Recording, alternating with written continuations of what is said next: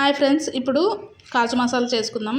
ఒక ప్లేట్లో సోంపు, కొంచెం బ్లాక్ పెప్పర్, 10 జీలకర్ర, కొంచెం కారం, ఉప్పు, చాట్ మసాలా ఇవన్నీ పక్కన పెట్టేసుకున్న. బ్లాక్ పెప్పర్, జీలకర్ర అవి దంచేసుకోండి. ముందుగా స్టవ్ మీద కడాయి పెట్టుకొని కొంచెం ఆయిల్ వేసుకొని కాజు అయితే వేయించుకుందామండి. కాజు కొంచెం మీడియం ఫ్లేమ్లో పెట్టి వేయించుకోండి.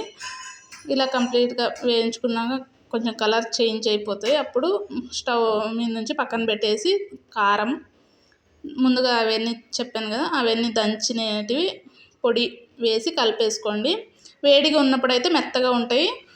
కంప్లీట్గా చల్లారినాక బాగా క్రిస్పీగా అనిపిస్తాయి. టేస్ట్ కూడా చాలా బాగున్నాయండి. మీరు కూడా ట్రై చేయండి, పిల్లలకు కూడా బాగా నచ్చుతాయి. ఇలా చేసి పెట్టేసుకోవచ్చు. ఓ డబ్బాలో స్టోర్ చేసి పెట్టినా నిల్వ ఉంటాయి, చాలా బాగుంటాయి. కొన్ని మిగిలితే జిప్లాక్ కవర్లో వేసి పెట్టి ఫ్రిడ్జ్లో పెట్టేసుకున్నా. చాలా క్రిస్పీగా అనిపించినాయి మళ్ళీ తీసి తింటే.